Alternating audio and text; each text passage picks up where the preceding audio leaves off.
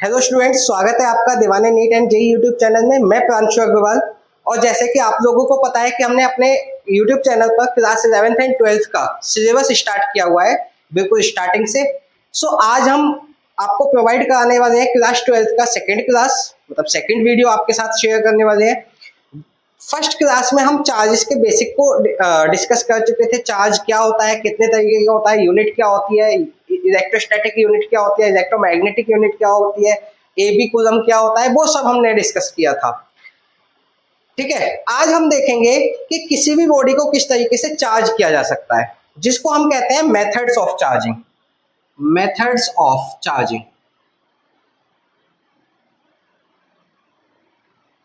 तो किसी भी बॉडी को चार्ज करने के लिए हमारे पास तीन मेथड्स होते हैं। कौन कौन से तीन मेथड होते हैं? Number 1, charging by friction. Charging by friction. Number 2, number second, charging by induction. By induction. And number third, charging by conduction. ठीक है, नंबर थर्ड होगा चार्जिंग बाय कंडक्शन। नाम तो शायद आपने सुन ही रखा होगा, नहीं सुना है तो बिल्कुल डिटेल में डिस्कस करेंगे। यहाँ लिखने में टाइम जा रहा है तो वन बाय वन जब डिटेल में डिस्कस करेंगे तब मैं आपको लिखवा दूंगा। पहला होता है चार्जिंग बाय फ्रिक्शन, दूसरा होता है चार्जिंग बाय इंडक्शन, थर्ड होता है चार्जिंग बाय कंडक्शन। ठीक है, तो सबसे पहले डिस्कस करेंगे चार्जिंग बाय फ्रिक्शन को। चार्जिंग बाय फ्रिक्शन को, चार्जिंग बाय फ्रिक्शन क्या होता है? तो जब मैंने इस चैप्टर को स्टार्ट किया था, तो मैंने आपको बताया था कि स्केल होगा, स्केल को हेयर के साथ रब करेंगे, वो पेपर को अट्रैक्ट करेगा। ठीक है, ये सब एक्सपेरिमेंट आपने भी किया होगा। लेकिन एक शॉकिंग बात मैं आपको बता दूं कि आपने ये जो एक्सपेरिमेंट किया होगा ना, ये प्लास्टिक वाले स्केल से किया होगा। क्या होगा अगर प्लास्टिक का स्केल न लेकर के हम मेटल के स्केल से करें? समझे? तो जिन बच्चों ने मेटल के स्केल वाला वीडियो हमारा नहीं देखा है, हमने शॉर्ट वीडियो में बहुत अच्छे से इस चीज को डिस्कस किया था कि स्केल जो हम यूज कर रहे हैं पेपर को अट्रैक्ट करने के लिए, वो प्लास्टिक का ना होकर के, नॉन मेटल का ना होकर के मेटल का हो तो क्या होगा।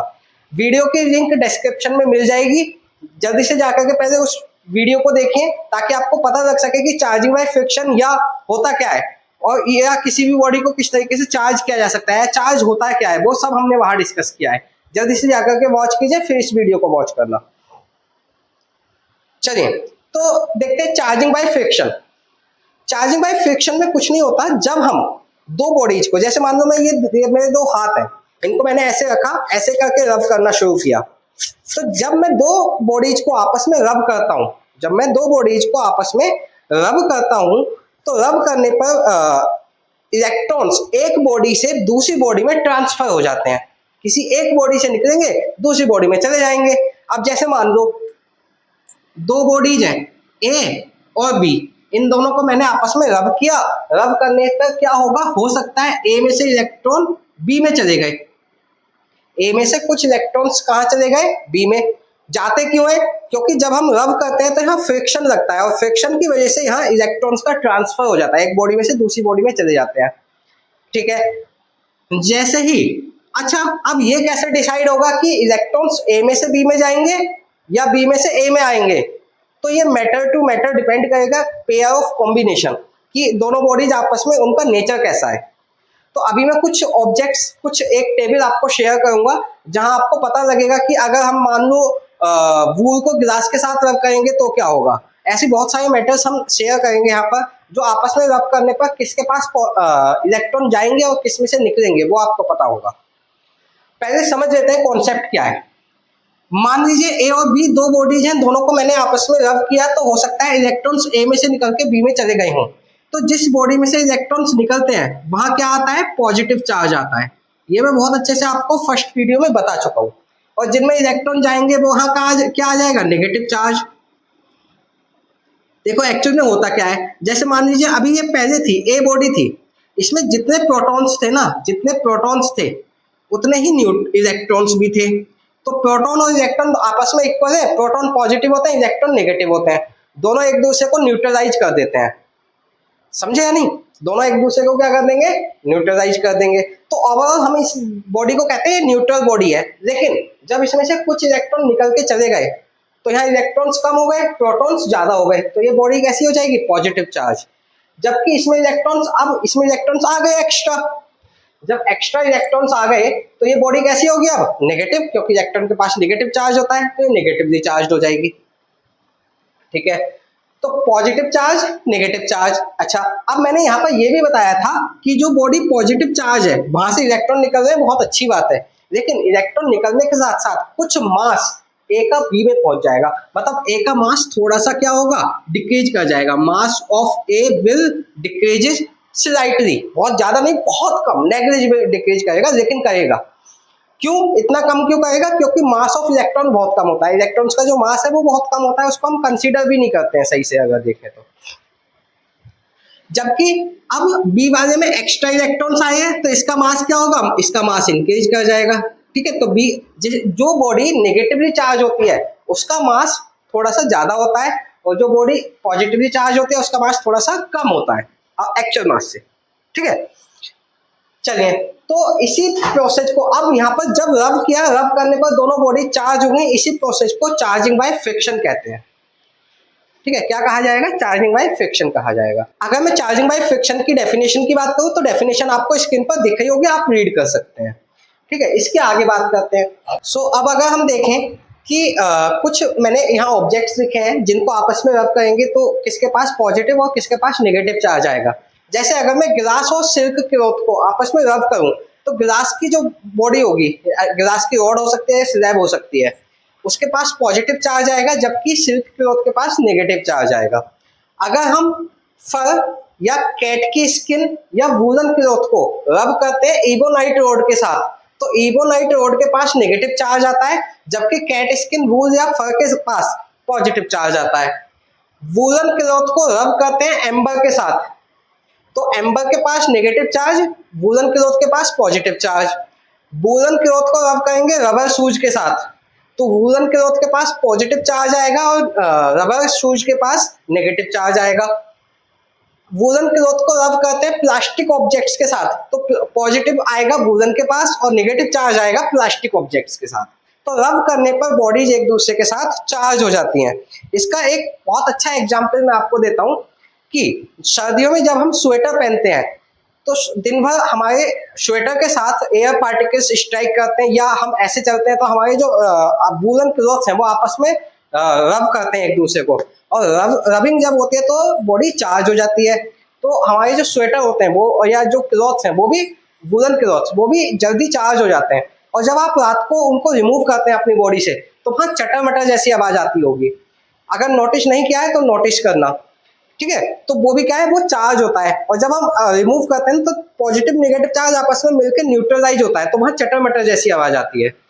और भी एग्जाम्पल देखा होगा आपने, जैसे हाईवेज पर अगर आप देखेंगे तो ऑयल टैंकर जाते हैं या गैस टैंकर जाते हैं, तो उन गैस टैंकर्स या ऑयल टैंकर्स में एक नीचे मेटल की चैन लटकी होती है जो अर्थ के साथ कनेक्टेड होती है। ऐसा क्यों करते हैं, क्योंकि जो ऑयल का टैंकर है या जो आपका गैस टैंकर है वो एक्चुअल में हाई स्पीड पर जब मूव करेगा तो एयर के पार्टिकल्स टैंकर के साथ रब करेंगे और वहाँ फ्रिक्शन लगेगा, फ्रिक्शन की वजह से चार्जिंग हो जाएगी, और चार्ज इकट्ठा अगर हो गया और वो न्यूट्रलाइज होने लगा अपने आप में तो वहाँ स्पार्किंग होती है, और स्पार्किंग होने की वजह से आग लगने का डर रहता है। तो उस चार्ज को अर्थ में ट्रांसफर करने के लिए, चार्ज टैंकर पर इकट्ठा ना हो, एक्यूमुलेट ना हो जाए, उसको अर्थ में कंटिन्यूसली ट्रांसफर करने के लिए अर्थ के साथ कनेक्शन बनाना जरूरी होता है, जो कि उस रोड मेटल की चेन के साथ बनाया जाता है। आपने नहीं देखा हो तो देखना, एक बार नोटिस करना इस बात को। ठीक है, चलिए, तो पहला मेथड्स ऑफ चार्जिंग आपको समझ आया होगा, चार्जिंग बाय फ्रिक्शन। अब बात करते हैं चार्जिंग बाय इंडक्शन की। आपकी क्लास में 1 मिनट का ब्रेक लेकर के मैं आपका 1 मिनट लेना चाहूंगा। जैसे कि आप लोगों को पता है कि YouTube चैनल पर हमने अपना बैच स्टार्ट किया हुआ है 11th एंड 12th के लिए, लेकिन यहाँ पर बच्चों को प्रॉपर गाइडेंस नहीं मिल पाती, टेस्ट पेपर अवेलेबल नहीं हो पाते हैं, और भी बहुत सारी कमियां हैं। जैसे कि हम यहाँ पर कोशिश करते हैं कि 11th कवर हो जाए, जेई भी कवर हो जाए, नीट भी, थोड़ा थोड़ा सभी का पार्ट हम ऐड करते हैं।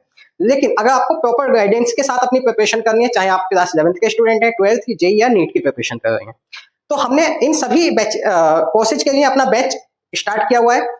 बैच की डिटेल आप स्क्रीन पर देख सकते हैं। 11th एंड 12th के लिए हमने 5th में से बैच स्टार्ट करने जा रहे हैं और जेई एंड नीट ड्रॉपर के लिए हम 15th मई 2026 से अपना बैच स्टार्ट करने जा रहे हैं। बैच में ज्वाइन होने के लिए पूरी डिटेल्स आपको स्क्रीन पर दी गई हैं, आप एक बार देख सकते हैं। मैं साइड हो जाता हूं।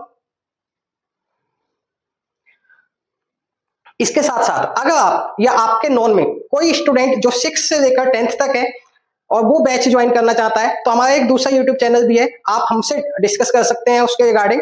हम वहां भी आपको गाइडेंस प्रोवाइड करवा देंगे। दोनों ही चैनल्स पर बहुत रीजनेबल प्राइस पर पेड बैचेस स्टार्ट होने जा रहे हैं। आप जल्दी कीजिए, क्योंकि लिमिटेड कुछ ही सीट्स के लिए हमने एक वैलिड ऑफर रखा है। अगर उन लिमिटेड सीट से एक्सीड कर जाते हैं स्टूडेंट्स, तो आप वो ऑफर नहीं दे पाएंगे। तो अगर आप ऑफर लेना चाहते हैं और बहुत रीजनेबल प्राइस में अपनी प्रिपरेशन स्टार्ट करना चाहते हैं, तो जल्दी से हमें कांटेक्ट कीजिए। कांटेक्ट नंबर स्क्रीन पर विजिबल। सो सेकंड मेथड होता है charging by induction. Charging by induction में क्या होता है, यहाँ पर किसी भी अनचार्ज्ड बॉडी को चार्ज किया जाता है with the help of any other charged body.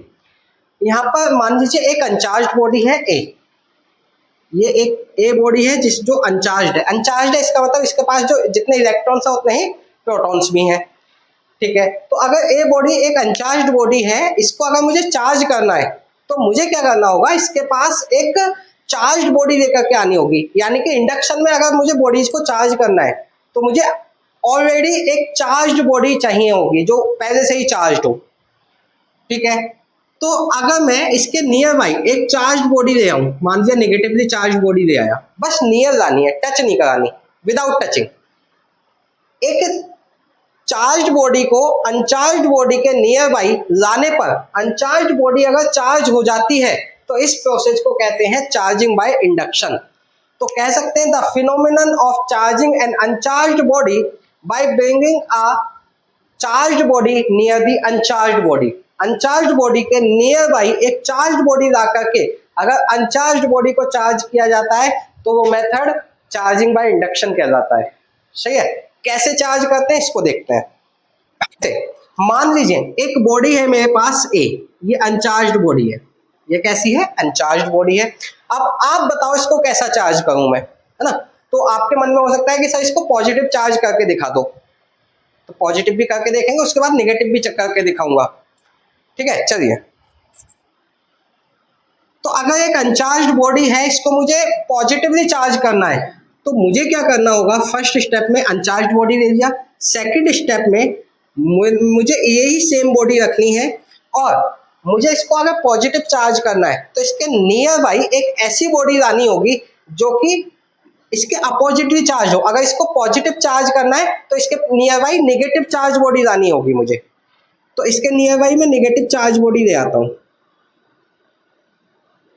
ठीक है। ये एक बॉडी है जो कि जिसके पास कैसा है, नेगेटिव चार्ज है। अब जैसे ही मैं नेगेटिवली चार्ज बॉडी यहाँ पर लेकर के आऊंगा, तो होगा क्या कि इस बॉडी के पास प्रोटॉन्स भी है, इस बॉडी के पास इलेक्ट्रॉन्स भी है, मतलब पॉजिटिव चार्ज भी है, नेगेटिव चार्ज भी है। तो इस बॉडी का जो पॉजिटिव चार्ज होगा वो नेगेटिव चार्ज से अट्रैक्ट हो जाएगा, मतलब इधर की साइड आ जाएगा, नेगेटिव की साइड आ जाएगा। इस बॉडी के प्रोटॉन्स कह सकते हैं, प्रोटॉन्स या पॉजिटिव चार्ज जितना भी होगा इस बॉडी के अंदर, और नेगेटिव से रिपेल होकर के नेगेटिव दो चला जाएगा। इस बॉडी का खुद का नेगेटिव इधर आ जाएगा, आएगा या नहीं आएगा, ठीक है, आ गया। अब ये क्यों हुआ है, क्योंकि अट्रैक्शन और रिपल्शन, ड्यू टू अट्रैक्शन और रिपल्शन। अब हमें ये बॉडी पॉजिटिव चार्ज करनी है, मतलब इसका पॉजिटिव तो रखना है लेकिन नेगेटिव हटा देना है। तो नेगेटिव हटाने के लिए मुझे क्या करना होगा, मुझे इस बॉडी को, ये नेगेटिवली चार्ज बॉडी तो ऐसे ही रहेगी, लेकिन जो अनचार्ज बॉडी थी जिसको चार्ज करने वाले हैं, इसका पॉजिटिव तो यहीं रहना है, इसका नेगेटिव हटाना है। तो नेगेटिव हटाने के लिए मैं क्या करूंगा, मैं इसको अर्थिंग कर दूंगा। मुझे क्या कर देना है, इसका अर्थिंग कर देना है। जैसे ही मैं अर्थ करूंगा, अर्थिंग ये सिंबल होता है अर्थिंग का, जैसे ही मैं अर्थिंग करूंगा, अर्थ को हम कहते हैं ओशियन ऑफ चार्ज। अर्थ क्या है, ओशियन ऑफ चार्ज, इसके अंदर बहुत ज्यादा चार्ज फील्ड है। तो ये अर्थ जिस भी बॉडी से कनेक्ट होती है, उस बॉडी को के चार्ज को अपने अंदर दे देती है। तो यहाँ पर नेगेटिव चार्ज कहाँ चला जाएगा, बॉडी के अंदर। क्यों, क्योंकि रिपल्शन है, तो रिपल्शन की वजह से दूर भागने की कोशिश करेगा, तो कहाँ चला जाएगा, अर्थ के अंदर चला जाएगा। ठीक है। तो अब एक्चुअल में कंडीशन क्या होगी, तो कंडीशन ये रहेगी कि पॉजिटिव तो यहाँ रह गया, पॉजिटिव नहीं जा पाएगा अर्थ के पास, क्यों, क्योंकि पॉजिटिव इससे अट्रैक्टेड है, तो ये अर्थ के अंदर जाएगा ही नहीं। लेकिन नेगेटिव जा चुका है, तो अब नेगेटिव तो बचा नहीं। अब क्या करो, अब इस जो चार्ज बॉडी थी इसको हटा दो। जैसे ही आप हटाओगे तो ये पॉजिटिव चार्ज इस बॉडी के ऊपर पूरी तरीके से स्प्रेड हो जाएगा। तो ये पूरी तरीके से पॉजिटिव चार्ज स्प्रेड हो गया। ठीक है, तो अब क्या हुआ, ये जो अनचार्ज बॉडी थी ये पॉजिटिवली चार्ज हो गई। क्लियर हुई बात या नहीं? ठीक है, तो इस मेथड से अब यहाँ पर आप देख सकते हो कि मैंने चार्ज बॉडी को टच नहीं कराया, विदाउट टचिंग चार्ज करवाया, तो इस फिनोमेना को क्या कहेंगे, चार्जिंग बाय इंडक्शन। ये तरीका होता है इंडक्शन की हेल्प से किसी भी बॉडी को चार्ज कराने का।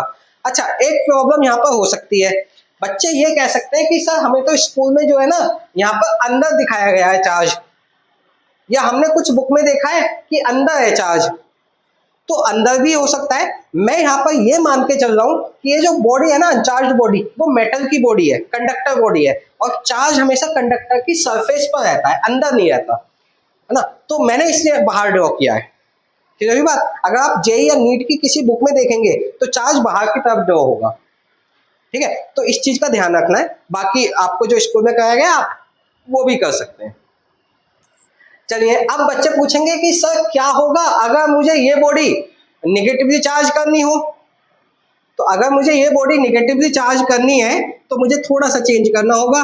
क्या करना होगा कि मैं जो चार्ज बॉडी लेके आ रहा हूं अब वो पॉजिटिवली चार्ज होनी चाहिए, और अगर वो पॉजिटिवली चार्ज होगी तो अब पॉजिटिव चार्ज किसको अट्रैक्ट करेगा अपने पास, नेगेटिव को, तो नेगेटिव इधर आ जाएगा, और पॉजिटिव को रिपेल करेगा तो पॉजिटिव यहां चला जाएगा। ठीक है जी। चलिए, अब मुझे तो ये बॉडी निगेटिवली चार्ज करनी है, तो इस पॉजिटिव को हटाना होगा, तो इस पॉजिटिव को हटाने के लिए क्या करना होगा, अर्थिंग करनी होगी।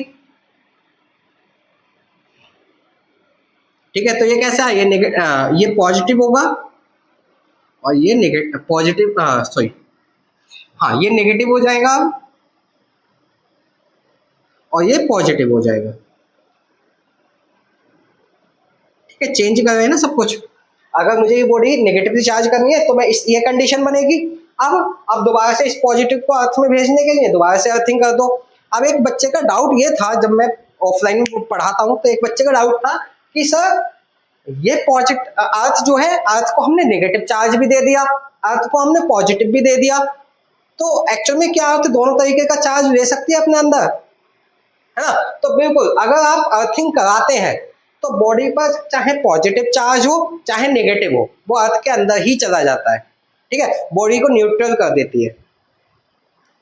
तो ये जो अब यहाँ पर अगर देखें तो नेगेटिव चार्ज तो अट्रैक्टेड है, लेकिन पॉजिटिव चार्ज रिपेल कर रहा है, तो रिपल्शन की वजह से पॉजिटिव चला जाएगा अर्थ के अंदर, लेकिन अट्रैक्शन की वजह से, पॉजिटिव नेगेटिव के अट्रैक्शन की वजह से यहाँ पर जो नेगेटिव आया था वो नेगेटिव एज इट इज रह जाएगा, नेगेटिव कहीं ट्रांसफर ही नहीं कर पाएगा अपने आप को। ठीक है, तो जब नेगेटिव ट्रांसफर नहीं कर पाएगा, अब नेक्स्ट स्टेप में जब हम चार्ज बॉडी को रिमूव कर देंगे तो ये जो नेगेटिव चार्ज है ये पूरी बॉडी पर स्प्रेड हो जाएगा, पूरी बॉडी पर स्प्रेड हो जाएगा इस तरीके से।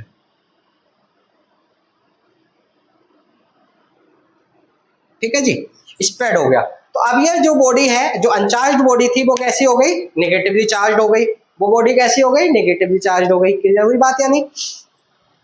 ठीक है, अब एक कॉन्सेप्ट होता है इसमें चार्जिंग बाय इंडक्शन में, दो बॉडीज को एक साथ चार्ज करने का, दो बॉडीज को एक साथ चार्ज करने का। ठीक है, अब दो अनचार्ज बॉडी है, मान लीजिए एक बॉडी ये है, एक बॉडी ये है, इन दोनों बॉडीज को मैं चार्ज करना चाहता हूं, तो क्या करना होगा, पहले दोनों को टच करवाइए।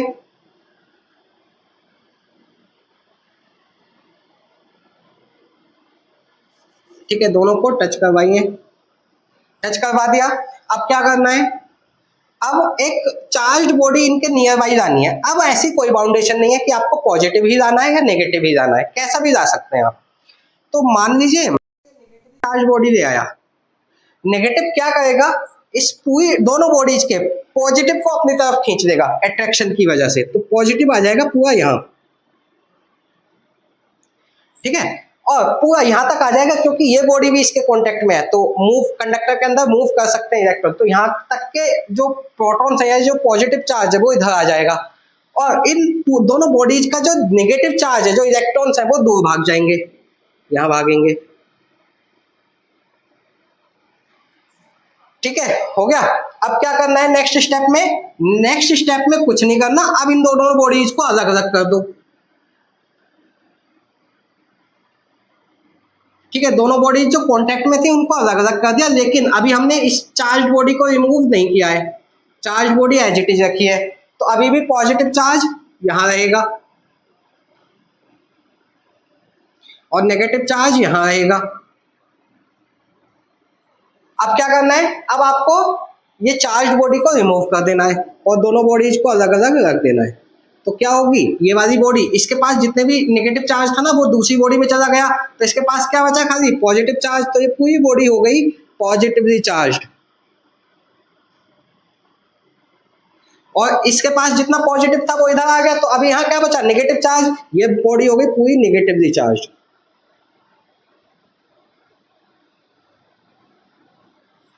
क्लियर हुई बात या नहीं? ठीक है, तो दो बॉडीज को एक साथ भी चार्ज किया जा सकता है, लेकिन दोनों बॉडीज अपोजिटली नेचर की चार्ज होंगी। अगर एक बॉडी पॉजिटिव चार्ज हुई है तो दूसरी बॉडी नेगेटिव चार्ज होगी, ये यहाँ पर बाउंडेशन है।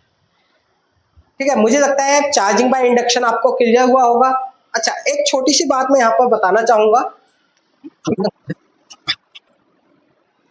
अभी जैसे हमने पहले देखा कि यहाँ पॉजिटिव चार्ज था और इसको हमने अर्थ किया, तो अर्थ करके मैंने कहा ये पॉजिटिव चार्ज अर्थ के अंदर चला जाएगा, तो एक्चुअल में पॉजिटिव चार्ज किसका है? प्रोटॉन्स की वजह से पॉजिटिव चार्ज आता है ना। तो पॉजिटिव चार्ज एक्चुअल में मूव नहीं कर सकता, प्रोटॉन्स मूव नहीं करते हैं, वो तो न्यूक्लियस के अंदर रहते हैं, वो मूव क्यों करेंगे? लेकिन ये पॉजिटिव चार्ज है ना, जब अर्थ के साथ कनेक्ट करेंगे तो अर्थ के इलेक्ट्रॉन्स इस पॉजिटिव चार्ज की तरफ अट्रैक्ट हो जाएंगे और अर्थ में से इलेक्ट्रॉन मूव करने लगेंगे अब इस पॉजिटिव चार्ज की तरफ।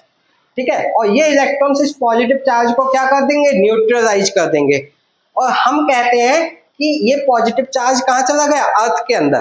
तो अगर रियल में देखें तो पॉजिटिव चार्ज कहीं जाता नहीं है, ठीक है, मूव हमेशा इलेक्ट्रॉन्स ही करते हैं। अगर हम कहें कि पॉजिटिव चार्ज अर्थ के अंदर गया है, इसका मतलब उल्टा है कि इलेक्ट्रॉन्स अर्थ में से आए होंगे बॉडी के अंदर। और मैंने कहा था कि अगर नेगेटिव चार्ज है, नेगेटिव चार्ज को अर्थिंग कर दोगे तो ये खत्म हो जाएगा, तो ये बिल्कुल सही बात है। नेगेटिव चार्ज यानी कि इलेक्ट्रॉन्स निकल के अर्थ के अंदर चले जाएंगे तो ये बॉडी न्यूट्रलाइज हो जाएगी, मतलब चार्ज खत्म हो जाएगा। तो अगर पॉजिटिव चार्ज को खत्म करना है तो हम पॉजिटिव चार्ज को ऐसा नहीं कहीं भेज देते हैं, पॉजिटिव चार्ज न्यूट्रलाइज होने का मतलब है कि इलेक्ट्रॉन्स, एक्स्ट्रा इलेक्ट्रॉन्स आ गए हैं जिन्होंने उस पॉजिटिव चार्ज को कम कर दिया है, न्यूट्रलाइज कर दिया है। क्लियर हुई बात? ठीक है, चलिए चार्जिंग बाय इंडक्शन में एक फॉर्मूला है वो देख लेते हैं। जैसे मान लीजिए एक ये बॉडी है जो कि अनचार्ज थी, इसको मैंने चार्ज करने के लिए एक नेगेटिवली चार्ज बॉडी लेकर के आया था, तो ये मान लो पॉजिटिवली चार्ज हो गई होगी, ऐसा हुआ होगा फाइनली। तो सपोज कीजिए जो चार्ज बॉडी थी, जो चार्ज को इंड्यूस करवा रही है, उसके पास मान लो Q चार्ज है। कितना है? Q। तो इसके पास कितना चार्ज आएगा? तो Q ही आएगा या कम या ज्यादा हो सकता है?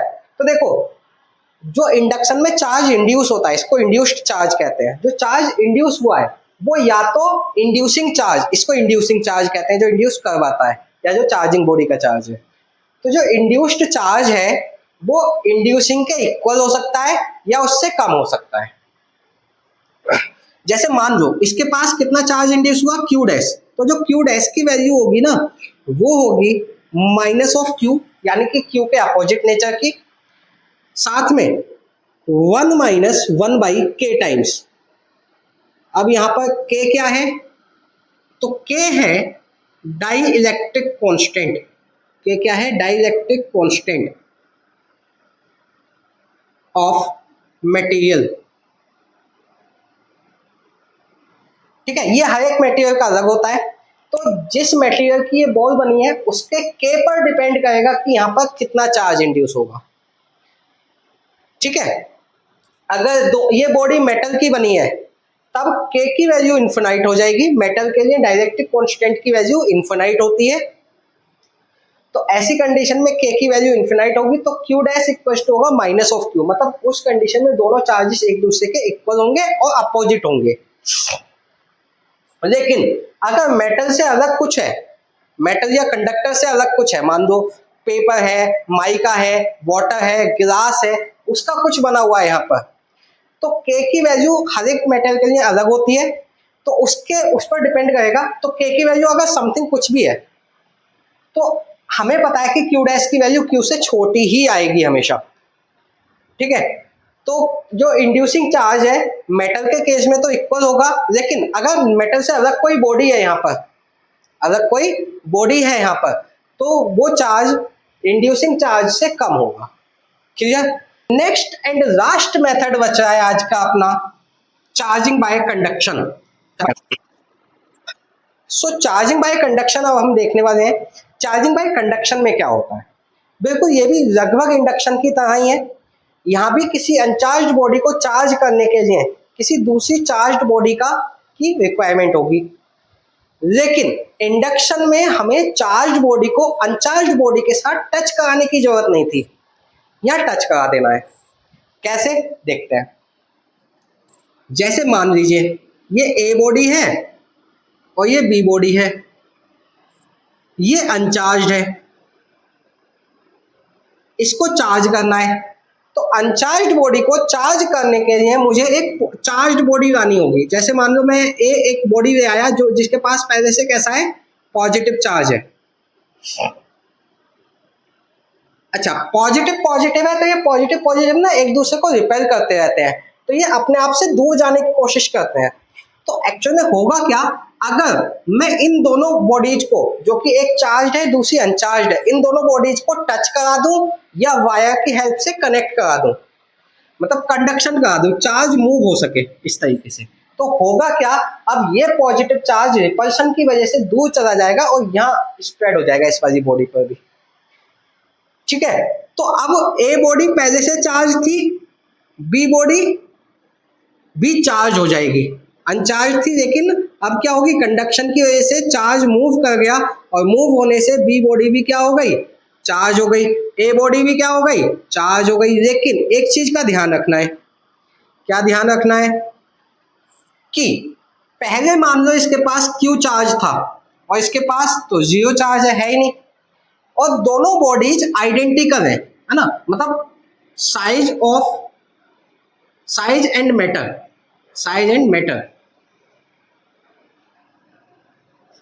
Of both the bodies is same. दोनों बॉडीज का साइज भी सेम है, हम ऐसा मान के चल रहे हैं, और दोनों सेम मैटर की बनी है, ये आयरन की है तो ये भी आयरन की होनी चाहिए। तो ऐसी कंडीशन में जो नया चार्ज होगा, न्यू चार्ज जो होगा, न्यू क्यू कह सकते हैं, वो एक्चुअल में पुराने वाले का हाफ होगा। माने पहले मान लो इसके पास कैपिटल क्यू था, अब दोनों के पास क्या हो जाएगा, क्यू बाई टू इसके पास, क्यू बाई टू इसके पास, दोनों के पास हाफ हाफ डिस्ट्रीब्यूट हो जाएगा। ऐसा नहीं है कि क्यू इसके पास था तो क्यू भी इसके भी पास क्यू होगा, इसके भी पास क्यू होगा, ऐसा नहीं होगा। ठीक है, कैसे होगा, दोनों के पास हाफ हाफ डिवाइड हो जाएगा। ठीक है, चार्जिंग बाय कंडक्शन में। लेकिन ये होगा कब, जब दोनों बॉडीज सेम साइज की और सेम मैटर की बनी होंगी। अगर दोनों बॉडीज सेम साइज की और सेम मैटर की नहीं बनी है तो चार्ज किस तरीके से डिस्ट्रीब्यूट होगा, है ना, क्या तब भी आधा आधा चार्ज जाएगा, तो नहीं, तब आधा आधा चार्ज नहीं जाएगा। ये डिपेंड करेगा आपके पोटेंशियल पर, जो कि हम नेक्स्ट चैप्टर में पढ़ेंगे, अभी हमारे कंसर्न में नहीं है वो। अभी आप ऐसा मान के चलिए कि एक चार्ज्ड बॉडी है, दूसरी अनचार्ज्ड बॉडी है, दोनों बॉडीज को कॉन्टेक्ट में लाएंगे, अगर टच करा दें या वायर के थ्रू कनेक्ट करा दें, तो क्या होगा, हाफ हाफ चार्ज डिस्ट्रीब्यूट हो जाएगा दोनों बॉडीज पर। जो पहले अनचार्ज थी अब वो चार्ज हो जाएगी, और चार्ज तो है ही चार्ज।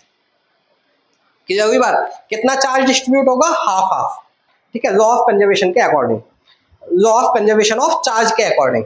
चार्ज का कंजर्वेशन क्या कहता है, जो इनिशियल चार्ज है वही फाइनल चार्ज होगा, तो इनिशियल चार्ज कितना है, क्यू, तो फाइनल भी कितना होना चाहिए, क्यू, तो दोनों पर हाफ हाफ हो जाएगा, तभी तो क्यू रहेगा। क्लियर हुई बात या नहीं। तो चार्जिंग बाय कंडक्शन यहीं तक है, इसकी डेफिनेशन आपको स्क्रीन पर दिख रही होगी, आप रीड कर सकते हैं। मुझे लगता है यहाँ तक समझ आ गया होगा। तो अभी आज की क्लास यहीं एंड करते हैं। आने वाले वीडियो में हम प्रॉपर्टीज ऑफ चार्ज पर डिस्कस करेंगे और उसके न्यूमेरिकल्स करेंगे। ठीक है, मुझे लगता है सिलेबस आपको बहुत अच्छे से समझ आ रहा होगा। अगर सिलेबस के पैटर्न में कुछ चेंज चाहिए तो आप मुझसे डिस्कस कर सकते हैं, कमेंट बॉक्स में बता सकते हैं। लेकिन हमारे मोटिवेशन के लिए चैनल को सब्सक्राइब जरूर कर लीजिए, क्योंकि जब आप सब्सक्राइब करते हैं तो हमें मोटिवेशन मिलता है, हमारी ताकत बढ़ती है और हमारा मन करता है कि आपके लिए नई नई सीरीज स्टार्ट की जाए जिससे आपको बहुत ज़्यादा फायदा हो। तो वीडियो को फ्रेंड्स के साथ शेयर कर दो और चैनल को सब्सक्राइब जरूर कर दो।